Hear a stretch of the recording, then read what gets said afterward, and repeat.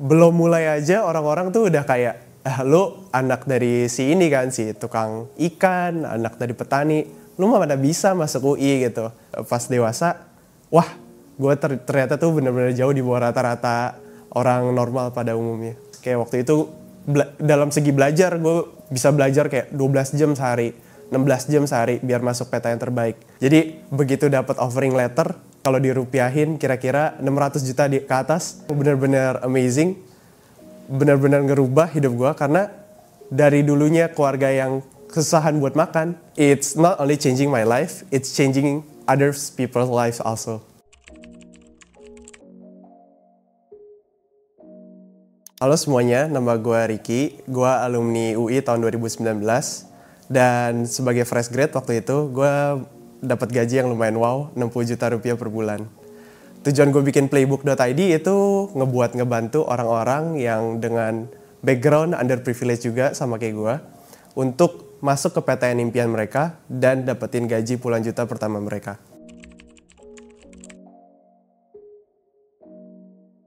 Gue sadar, gue secara finansial itu di bawah rata-rata itu ketika sebenarnya udah mulai dewasa sih. Jadi gue sadar dari hal-hal kecil, misalkan waktu masuk SD kelas 1, dulu mungkin gak sadar, tapi kenapa baju gue tuh selalu kegedean kayak 3 size gitu. Misalkan harusnya S, tapi mau gue belinya L.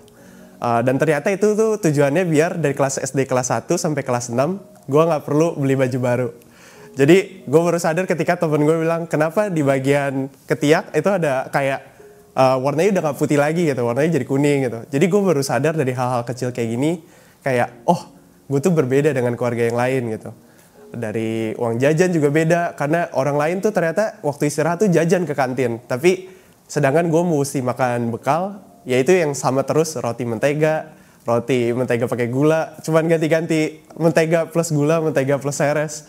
Jadi dari hal-hal kecil kayak gini setelah gue perhatiin pas dewasa, wah gue ternyata tuh bener-bener jauh di bawah rata-rata orang normal pada umumnya.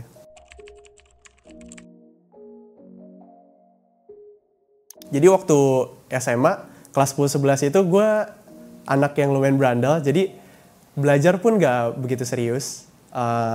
Banyak main-mainnya juga, karena mungkin terpengaruh ya, karena sekolahnya pun gak kompetitif.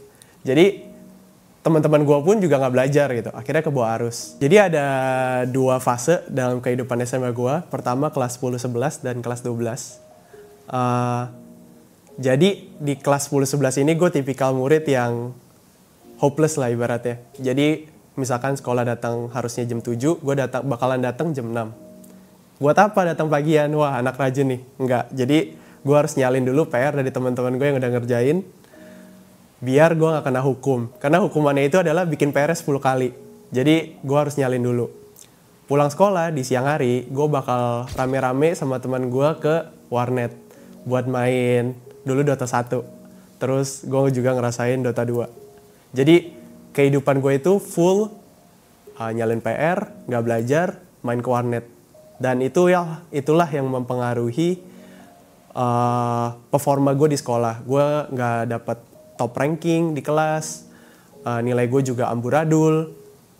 Dan gue sadar ketika kelas 12, kalau gue keep doing this, kayak I will be the same person I was 2 years ago.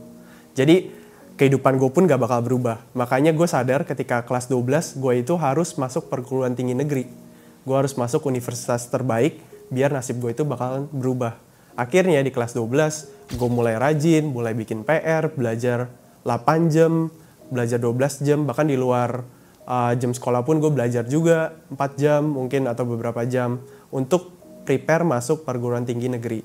Karena gue sadar kalau sekolah gue itu bukan sekolah unggulan, jadi chance gue buat diterima lewat jalur prestasi pun kecil. Apalagi dengan track record kelas 10-11 gue yang jelek. Jadi satu-satunya cara adalah lewat jalur tulis SBMPTN zaman dulu, zaman sekarang namanya SNBT.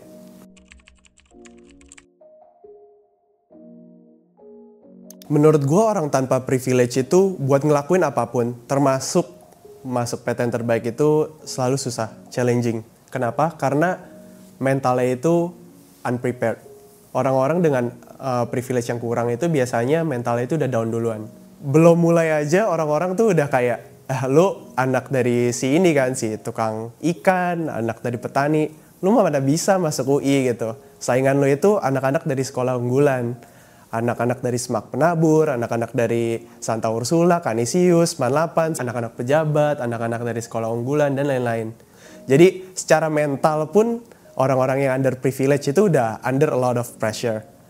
Nah, jadi kalau dibilang bisa, jawabannya tentu saja bisa. Tapi seberapa susah? Menurut gue sangat susah. Dan oleh karena itu, buat nge-improve chance kalian, kalian ini tuh harus pertama-tama punya mental yang kuat dulu. Jadi, you must believe in yourself. Kayak kalau gue tuh bisa ngelakuin ini, gue tuh bisa masuk PTN terbaik. Karena kalau kalian udah ikutan omongan orang, kalau, oh gue tuh gak bisa juga. Nah di saat itulah kalian udah kalah peperangannya, ibaratnya. Sedangkan kita perlu mental juara buat masuk ke PTN yang terbaik gitu. Mentalnya juga harus mental yang terbaik. Selain mental, kalian harus juga siap secara preparation. Kalau orang lain belajar 2 jam, kalian harus belajar 4 jam. Kalau orang belajar 4 jam, kalian harus belajar 8 jam. Itu dulu moto hidup gue. Jadi, work hard is a must. Dan yang ketiga, kalian harus work smart. Work smart means kalian tahu ada UTBK, ada SNBP, apa aja rules-nya, apa aja yang harus kalian persiapin. Kalian strength-nya di mana? Apakah kalian jago matematika atau kalian jago bahasa? Gimana cara kalian improve apa yang jadi strength kalian dan kalian bisa nutupin apa yang jadi kekurangan kalian. Itu jadi kalau bisa dibilang ada 3, mental, preparation, kalian harus percaya sama diri kalian sendiri, work hard, and work smart.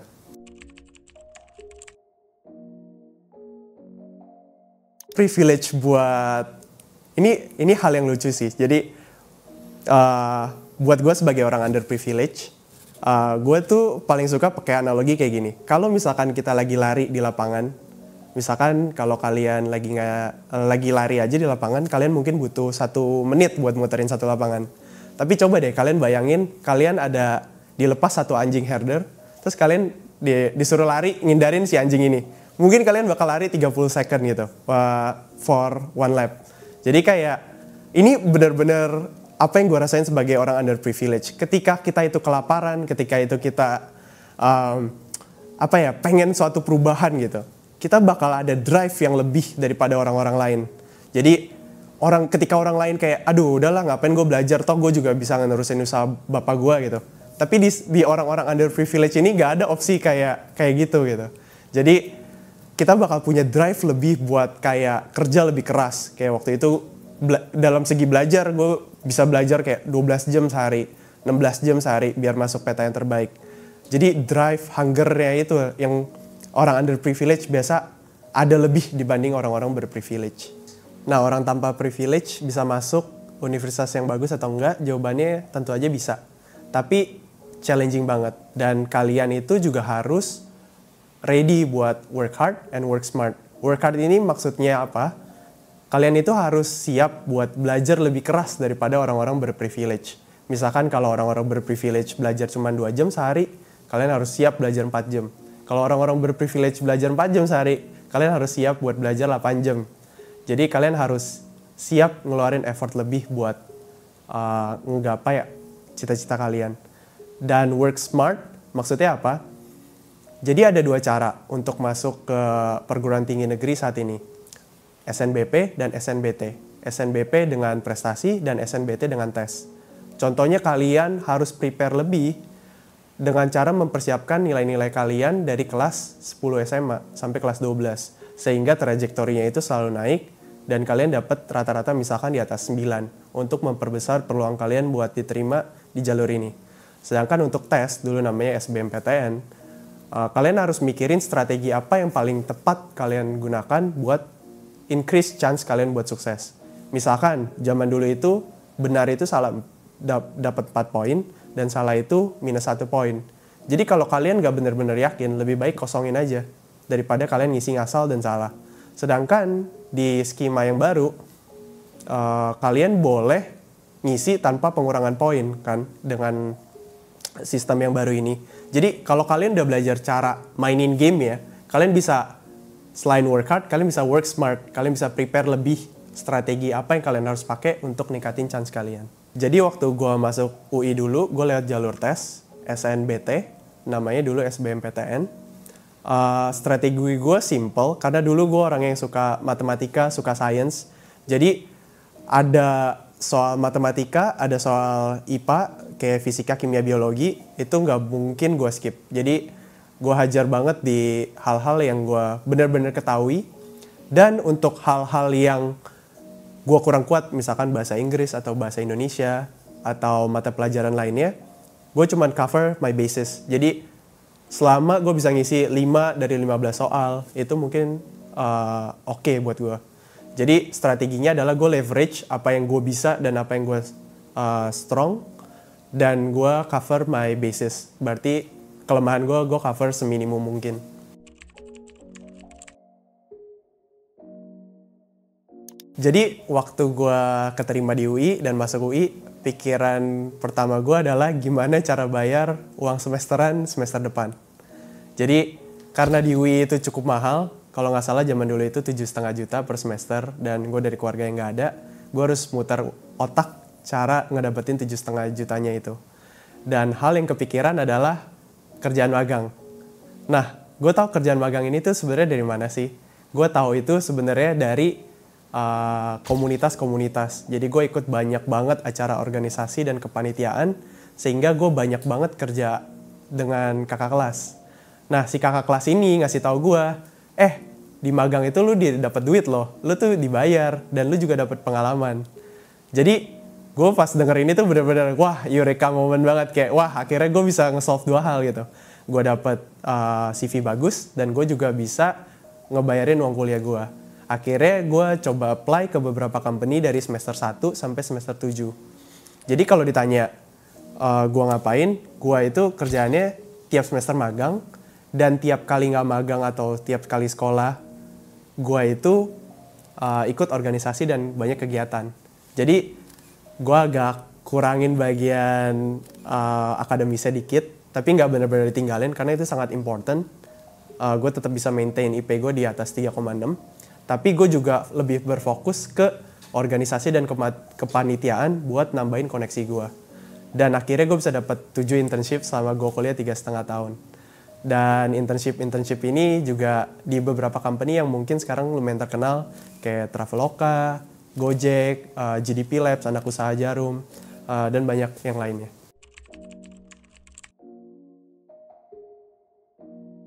Nah, ini lagi rame banget ya, sekolah itu nggak penting. Jadi menurut gue jalan menuju sukses itu ada banyak. Kayak kata pepatah, ada banyak jalan ke Roma.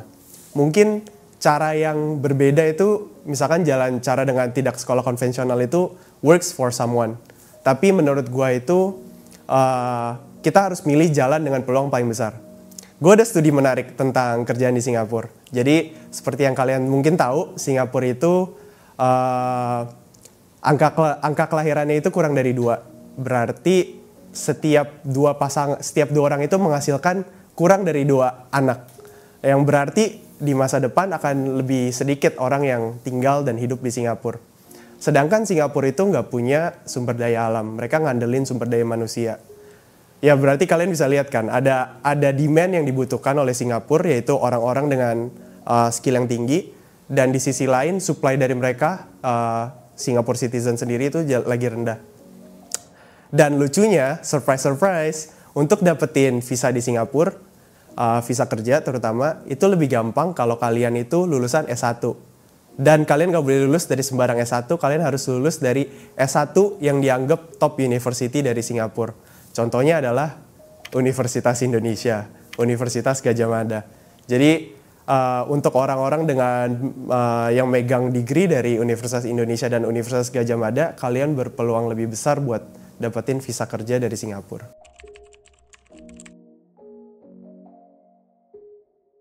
Nah, kabur aja dulu ini fenomena yang sangat menarik. Gue bakal bagi jawaban gue ke 2 bagian. Pertama mungkin buat orang-orang yang masih pelajar dan mereka bingung harus milih jurusan apa. Pertama gue saranin kalian buat buang jauh-jauh dulu hal tentang passion. Karena kalau ditanya passion gue itu adalah tidur, main game, dan nonton reels. Dan 3 hal ini tuh sangat tidak translate ke dunia kerja, kesuksesan dunia kerja. Jadi saran gue adalah kalian ngeliat ke diri kalian sendiri, strength kalian itu ada di mana. Misalkan kalian jago matematika atau jago bahasa, atau kalian itu orangnya suka melayanin orang lain, dan kalian lihat demand di negara tujuan kalian. Contohnya misalkan Singapura. Singapura itu finance hub. Jadi kalau kalian jago matematika dan finance involve a lot of maths, maybe finance is a good options for you.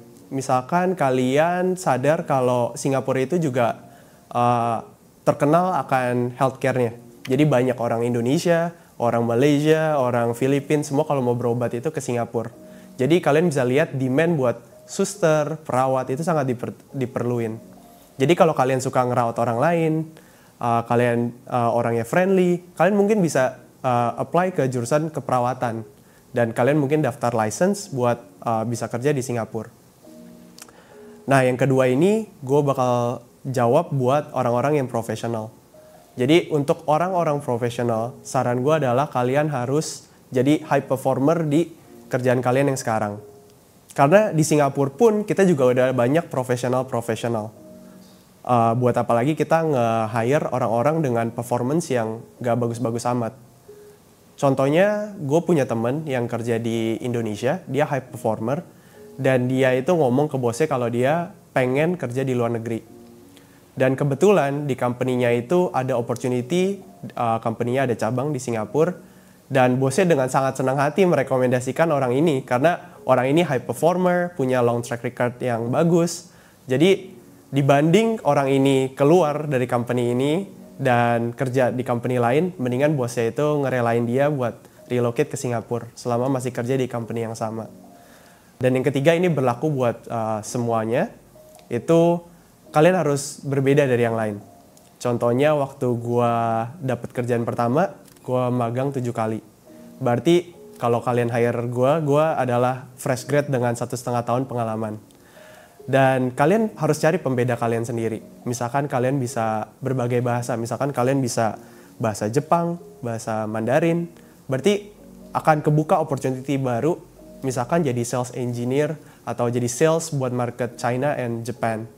Atau kalian misalkan jago accounting, kalian marketing tapi jago accounting. Kalian akan lebih menonjol daripada orang yang cuma bisa marketing gitu. Karena kalian mungkin lebih cost aware daripada orang-orang yang cuma bisanya marketing doang. Gimana cara optimize-nya sehingga kayak gue cuma perlu spend $1 buat dapetin $10. Hal-hal kayak gitu yang kayak bakal ngebuat kalian lebih atraktif buat ngelamar kerja di luar negeri.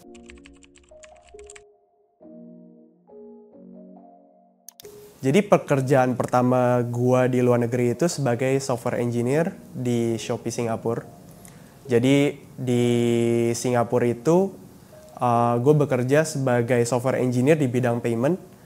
Misalkan kalian mau check out dari keranjang Shopee kalian bisa pilih mau pilih pembayaran dengan bank transfer, COD, Shopee Pay, dulu tim gue yang ngerjain. Dan di kerjaan pertama gue ini, gue dapat gaji 5.000 SGD per bulan. Dan di luar benefit-benefit yang lain kayak bonus yang up to 3 months. Jadi kalau di total-total, kalau kalian perform, kalian bisa dapetin 15 bulan gaji. Jadi kalau dihitung, ya cukup lah buat ngebiayain hidup. Nah, living cost ini merupakan sesuatu yang cukup menarik. Karena gue baru pertama kali ke luar negeri itu ke Singapura. Jadi nggak ada gambaran tentang living cost dulu di Singapura. Gue kira karena gaji orang Singapura itu segede ini, living cost-nya tuh bakal 3 kali lipat, 4 kali lipat, 5 kali lipat dibanding Jakarta. Tapi kalau diperhatiin, emang benar ada yang lebih mahal. Contohnya kalau cost mungkin di Indonesia 3-5 juta, di Singapura mungkin 9-15 juta. Tapi ada aspek-aspek lain, misalkan kayak makanan. Ternyata di Singapura itu 30-50 ribu itu udah bisa makan kenyang 1 kali. Dan nggak beda jauh kan sama Jakarta. Secara transport juga mungkin kalau di Jakarta kalian perlu naik taksi. Sedangkan di Singapura public transport hanya cukup 20.000 sampai 30.000 sehari. Jadi kalau dilihat aspek-aspek lainnya sebenarnya nggak terlalu mahal juga sih di Singapura. Dan lagi kalau kalian perhatiin, misalkan kalian mau beli barang Apple atau kalian mau ngopi di coffee shop, Kalian mungkin sadar kalau harga di Singapura dan harga di Indonesia tuh nggak beda jauh. Contohnya iPhone. iPhone di Singapura itu harganya 15-20 juta kalau dirupiahin. Sedangkan di Indonesia itu 20-30 juta. Kalian bisa bayangin kalau kalian gaji UMR Indonesia, UMR Jakarta, kalian perlu waktu beberapa bulan, nggak makan, nggak minum, nggak kemana-mana buat afford iPhone. Sedangkan di Singapura, kalian cuma perlu kerja 1 bulan, hidup normal, kalian udah bisa beli iPhone. Jadi kalau dibilang UMR Singapura itu hidup pas-pasan itu nggak juga. Karena ya kalau kalian take home pay-nya 50 juta dan kalian spend 30 juta per bulan, kalian tetap bisa nabung 20 juta. Sedangkan di Indonesia, walaupun expense kalian lebih dikit, misalkan kalian gajinya itu 15 juta, tapi expense kalian 5 juta, kalian cuma bisa nabung 10 juta rupiah. Jadi secara nominal itu sangat signifikan bedanya. Nah, kerjaan pertama gue kan di Shopee Singapura. Nah, sekarang gue lagi kerja sama startup US, namanya Abnormal Security, remotely dari Singapura. Sebenarnya gue bisa kerja dari manapun sih. Dari Bali, dari Jakarta, dari Thailand. Doesn't really matter. Karena yang penting kerjaannya kan kelar. Jadi fleksibilitasnya itu ada banget. Dan gue itu digaji dengan rate US. Sehingga untuk ukuran gaji Singapura pun, gaji gue ini termasuk tinggi.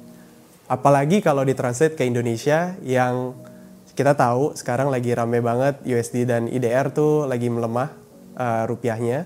Jadi walaupun kalian misalkan nggak dapat kenaikan gaji pun, setiap tahun kalian tuh buying power kalian bakal lebih gede. Kalian bisa lebih banyak bantu orang, kalian juga bisa lebih spend lebih banyak hal di Indonesia.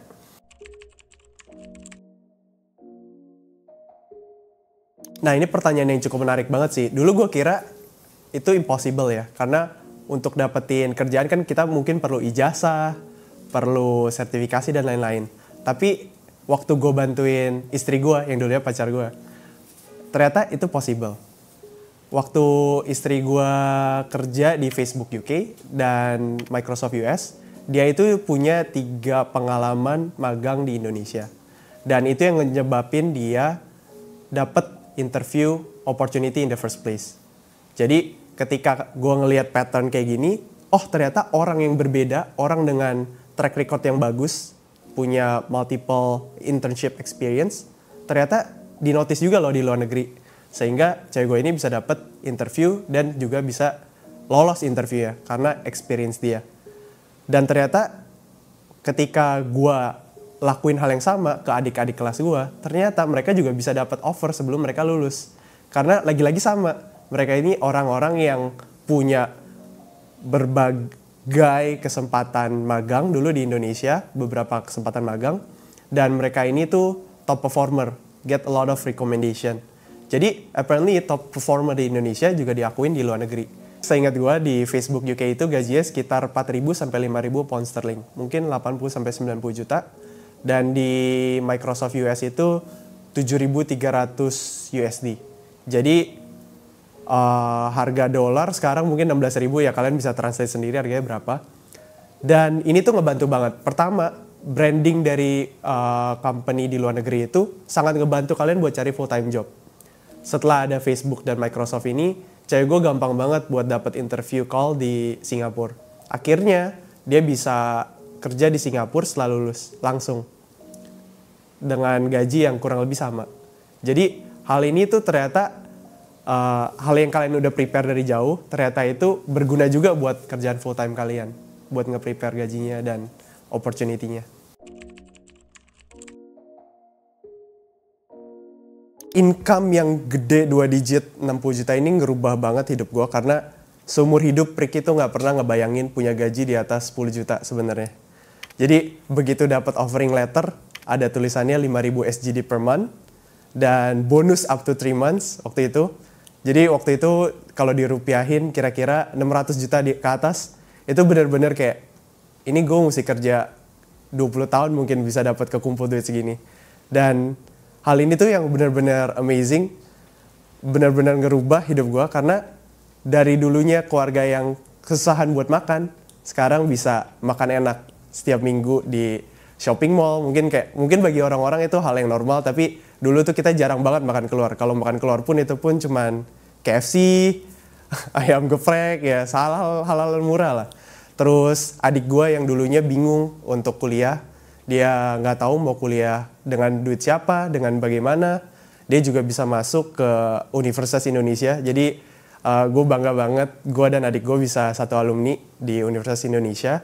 Jadi gue juga baru sadar pertama kali ketika tahun 2022 atau 2023 kalau orang tua gue itu nggak punya paspor. Dari mulai papa, mama, dan adik. Jadi gue bantuin mereka bikin paspor dan kita pergi ke Hong Kong bareng. Terus gue bawa orang tua gue ngeliat banyak atraksi kayak contohnya Patung Buddha, ada Disneyland. Dulu teman-teman setiap balik dari liburan itu selalu cerita kalau gue baru balik liburan dari Singapura, gue baru balik liburan dari Malaysia gitu. Jadi mereka cerita tentang Kuala Lumpur, betapa indahnya kota Kuala Lumpur, betapa indahnya Singapura. Dan akhirnya gue juga bisa bawa orang tua gue kayak ke luar negeri pertama mereka, yaitu Hong Kong. Dan Disneyland untuk pertama kalinya adik gue nangis. Jadi begitu ngelihat kastil Disneyland ini dia nangis, terus gue kayak, wow gila, gue bisa ngebikin adik gue yang gak sopan banget biasa sama kokonya gitu. Biasa lah ya, adik sama koko tuh selalu berantem gitu-gitu. Nangis terus she said thank you gitu. Thank you for bringing, kayak bawa gue ke Disneyland.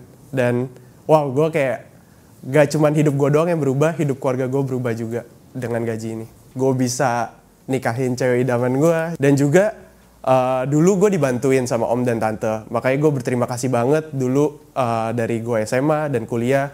Ada support finansial dari mulai kasih uang jajan, mungkin bayarin SPP. Dan sekarang ketika gue ngelihat keluarga gue yang lagi kesusahan, ada orang lain yang kesusahan, gue juga bisa bantuin buat bayarin uang sekolah mereka dan ngebuka jalan buat mereka. Jadi it's not only changing my life, it's changing other people's lives also.